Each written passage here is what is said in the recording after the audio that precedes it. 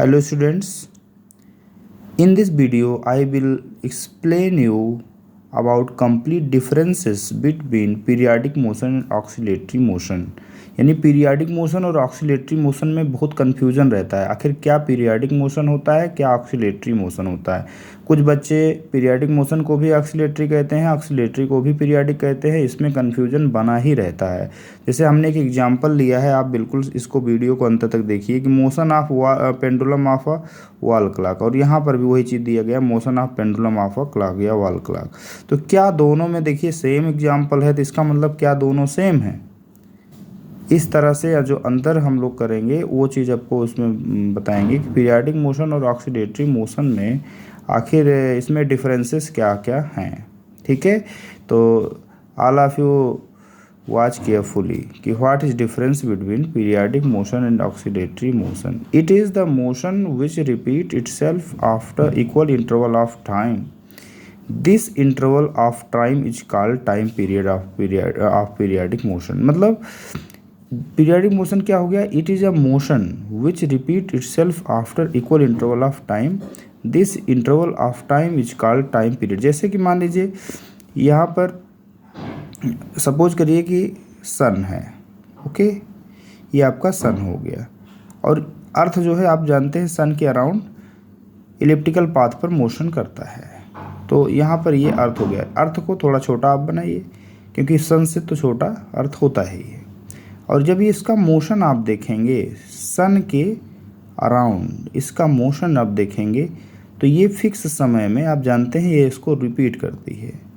और जो मोशन होता है सन का, इस बात का याद रखिए, मोशन जो अर्थ का होता है, अर्थ का जो मोशन होता है सन के अराउंड, वो कौन सा पाथ होता है, इलिप्टिकल पाथ पर होता है। इसको हिंदी में अगर कहेंगे दीर्घवृत्ताकार जो पाथ होता है वहाँ पर इसका मोशन होता है। तो ये फिक्स इंटरवल पर ऐसे घूमता रहता है, इसके लिए किसी मीन पोजीशन की ज़रूरत नहीं है अभी, बस ये घूमता ही रहता है।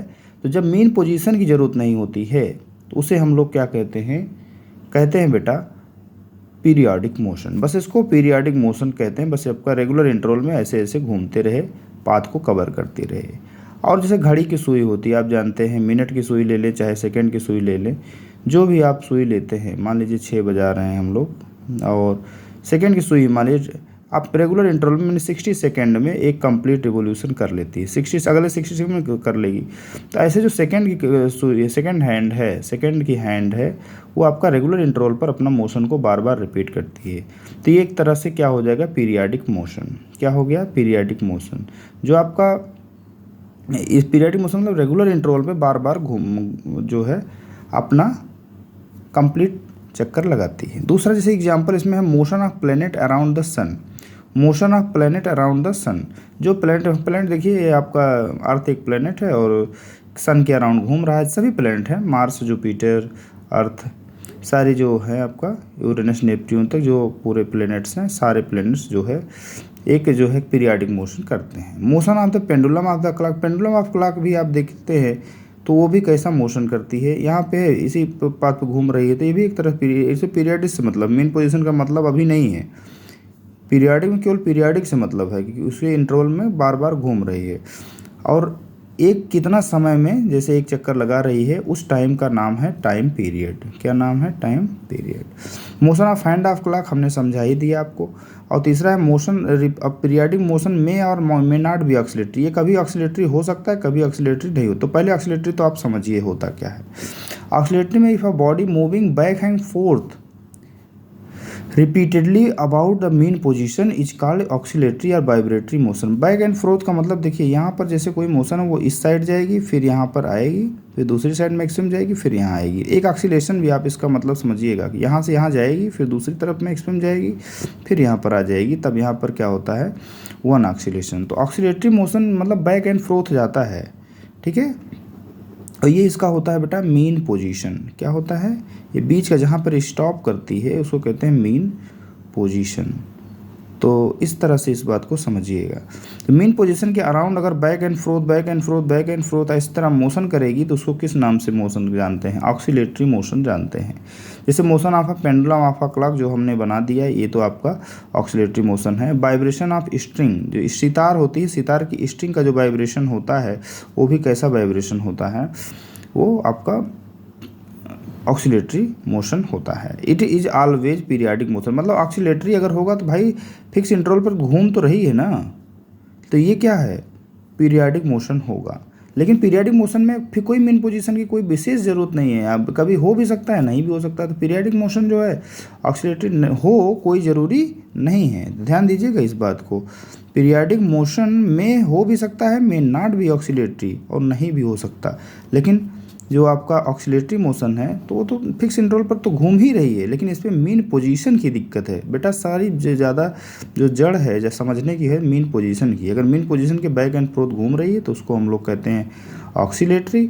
और ऑक्सीलेटरी में सितार का है, जो है motion of pendulum of a clock है, ये सारी चीज़ें जहाँ पर यूज होगा तार वाली चीज़ें होंगी, और जो मीन पोजीशन के अराउंड घूमेगी उसी की हम लोग क्या कहते हैं, ऑक्सीलेटरी मोशन। देखिए कोई चीज़ अगर मोशन होता है तो इस बात को आप समझिए कि यहाँ से मान लीजिए हमने डिस्टेंस टाइम ग्राफ के बारे में थोड़ा सा बताएं आपको, टाइम हो गया, ये डिस्टेंस हो गया, तो डिस्टेंस का क्या मतलब है, डिस्टेंस का मतलब हो गया यहाँ से मीन पोजीशन, इसी को कहते हैं, इसको मीन पोजीशन कहते हैं। मीन पोजीशन से जो मैक्सिमम दूरी कवर करती है इसको हम लोग एम्पलीट्यूड भी कहते हैं। क्या कहते हैं, एम्पलीट्यूड, जो कि मीन पोजीशन से मैक्सिमम डिस्टेंस कवर करेगी उसको एम्पलीट्यूड कहते हैं बेटा। तो ये सारी चीज़ें आपको समझना है। और पीरियाडिक मोशन ऑक्सीलेटरी मोशन जो है हो कोई ज़रूरी नहीं है, लेकिन ऑक्सीलेटरी मोशन हमेशा पीरियाडिक मोशन होता है, तो इस बात को आप याद रखिए। I hope all of you understood about that. तो इसमें कोई प्रॉब्लम नहीं होनी चाहिए। तो आपको पीरियाडिक मोशन और ऑक्सीलेटरी मोशन में डिफरेंस समझ में आ गया होगा, और इसको आप नोट कर लीजिए एक बार। नोट करके अगर आप जो एक बार नोट करके लिखेंगे और उसको याद कर लेंगे तो आपको हमेशा इसमें कन्फ्यूज़न दूर हो जाएगी। Thank you students.